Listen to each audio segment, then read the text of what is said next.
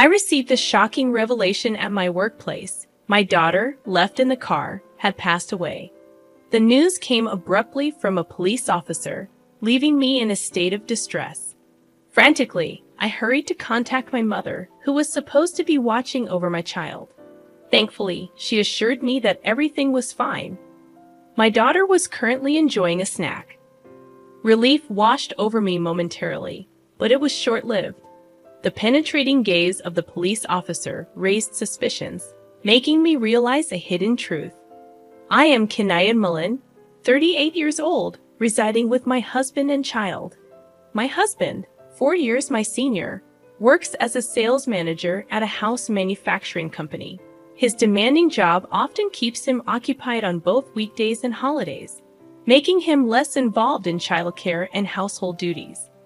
Requesting his help in picking up our child on his days off often resulted in frustration. Recalling a past incident when I worked at a drugstore on a Sunday, I asked him, who was on a day off, to care for our child. His response was dismissive, stating that he needed to relax on his day off, unlike me, a mere part-timer.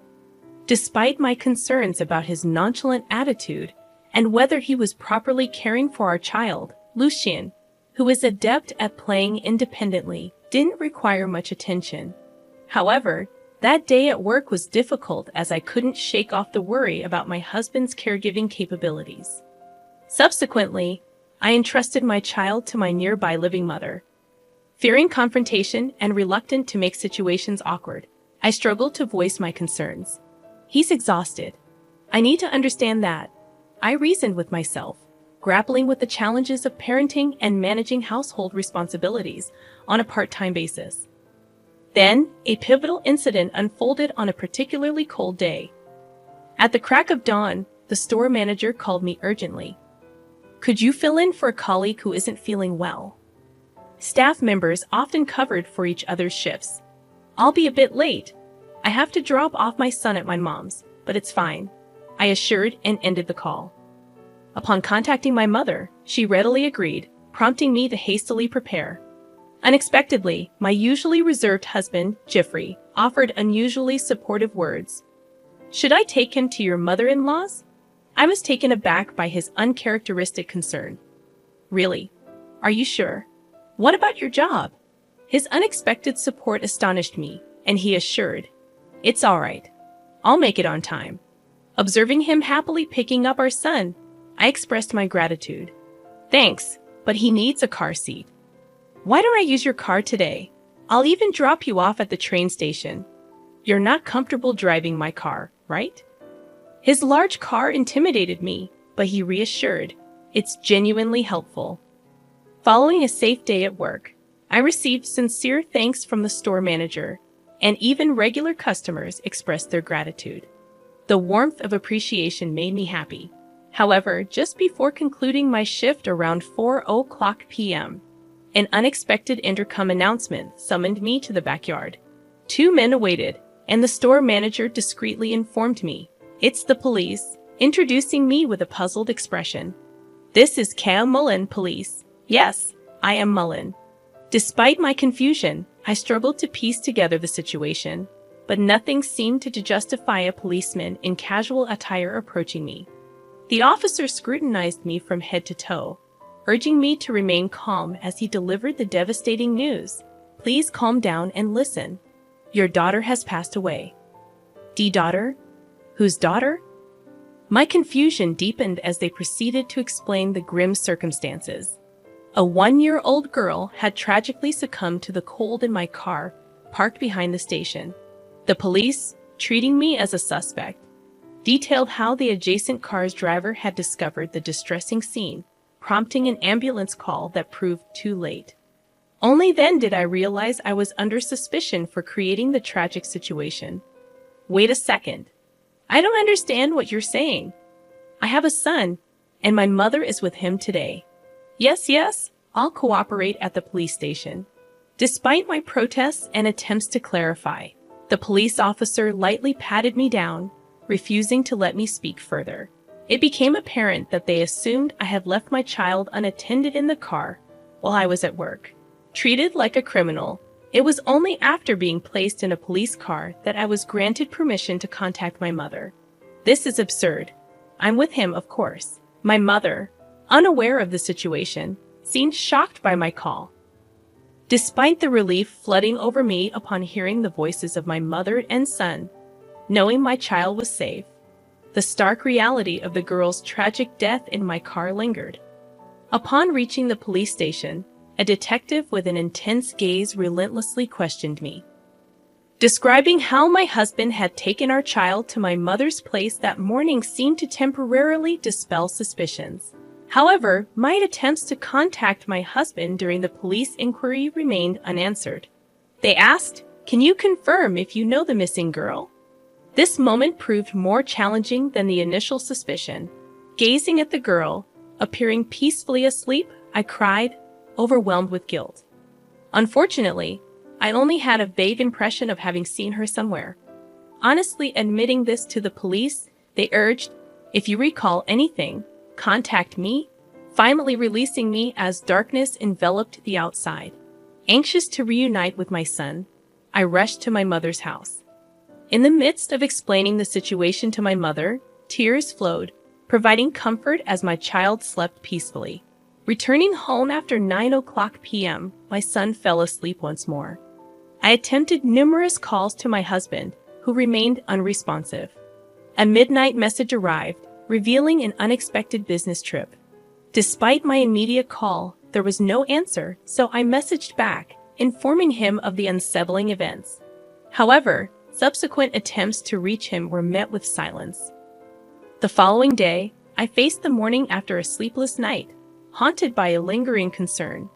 Beyond the distress involving my husband, the image of that girl persisted, as if I had encountered her before.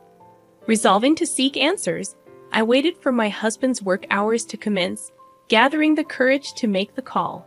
My intention was to have his workplace contact him during his business trip. Surprisingly, I learned that my husband had taken a vacation since the previous day. Grateful yet perplexed, I found myself temporarily unable to process anything after the phone call. Amidst the shock, the idea of confiding in my best friend Chrissy dawned on me. Ready to make the call, I was met with astonishment upon opening my phone. In haste, I reviewed the messages from Chrissy. Lie. It's a lie. One of the images there shook me to the core, as the girl in the picture with Chrissy was the same girl left in my car. Oh my God, it was Chrissy's daughter who passed away. Suddenly, the fragments of yesterday's inexplicable events started connecting. The question echoed. Why was Chrissy's child abandoned in my car? Convinced that this wasn't a delusion, I began to suspect my husband and best friend of having an affair. 2 years ago, Chrissy, single after a divorce, had cryptically shared about her pregnancy, refusing to disclose the father. "I won't tell you who the dad is. I'm just a single mother," she had laughed meaningfully. The possibility that the girl might be my husband's child loomed, though uncertain. Fueled by unbearable anger at being deceived for so many years, I felt a determination to unveil the truth in honor of the departed girl. My lack of assertiveness had allowed me to navigate my marriage without confronting my husband. However, upon discovering the betrayal, a newfound determination stirred within me. Realizing that 2 foolish adults had tormented an innocent child, I promptly took action to address the issue. After dropping my daughter off at the nursery, I headed straight to Chrissy's house. Upon arriving at her apartment and ringing the doorbell, Chrissy, still half asleep, answered. "It's been a while. Did I wake you up?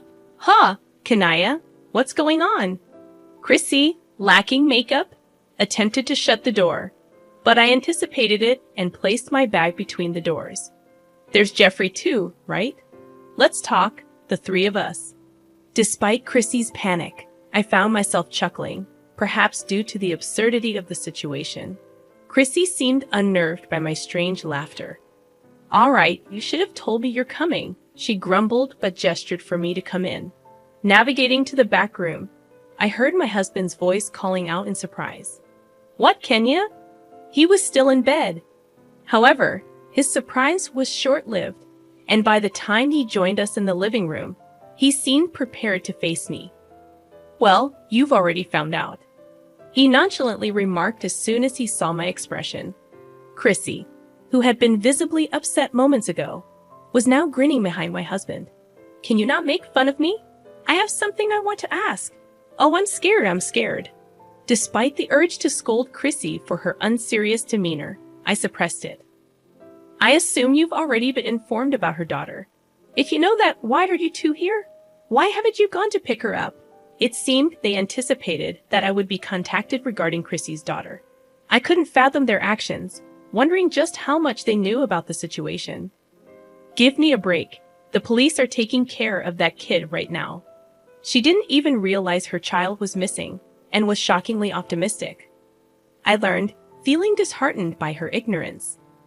Simultaneously, I decided to unveil the truth after listening to their version of events. "How did this happen?" We were surprised too. There were a lot of people around when we returned to the parking lot. "Oh yes, some people are just so dramatic," they casually remarked, delving into the details of the previous day. My husband, on vacation, had initially planned to spend time with Chrissy. However, Chrissy's child complicated matters when they tried to enter the hotel in front of the station.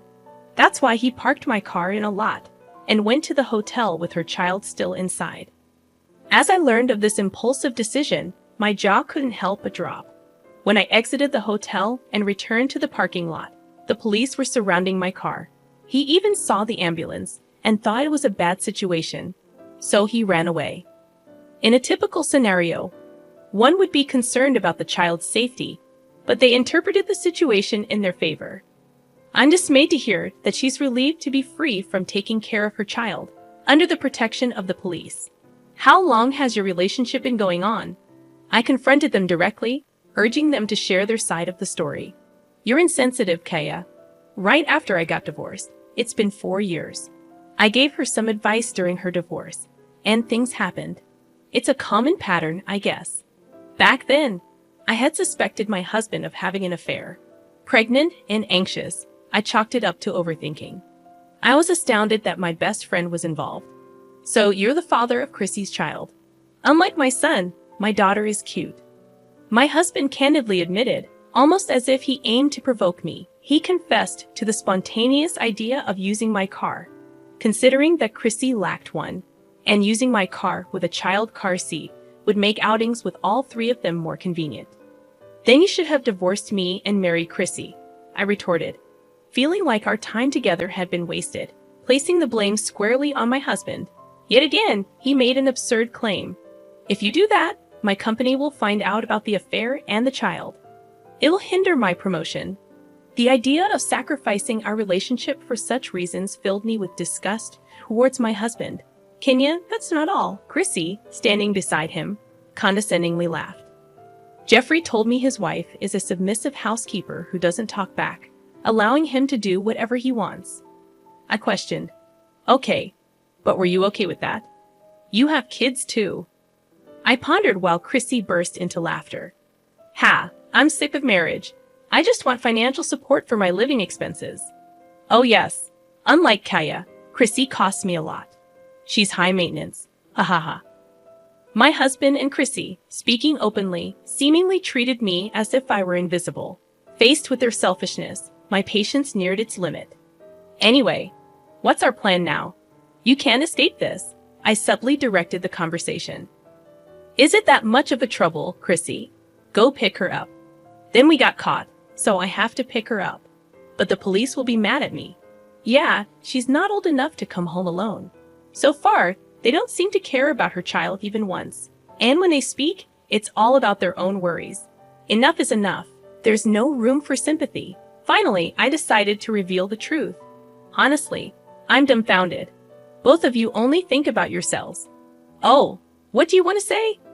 My husband glared at me, but I remained unfazed. "I'll tell you the truth. Your daughter passed away yesterday.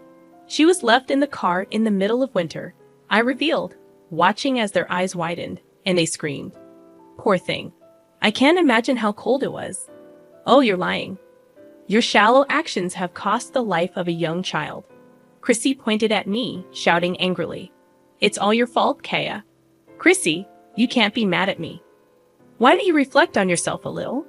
I retorted. Shut up. It's your fault that you married Jeffrey. I don't understand what Chrissy is saying. When she introduced him to me, I wondered if Chrissy was delirious because of the shock of losing her child.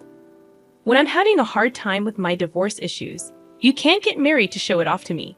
It's not supposed to happen. It's your fault. What are you talking about? You got divorced because of your own infidelity. It's your fault.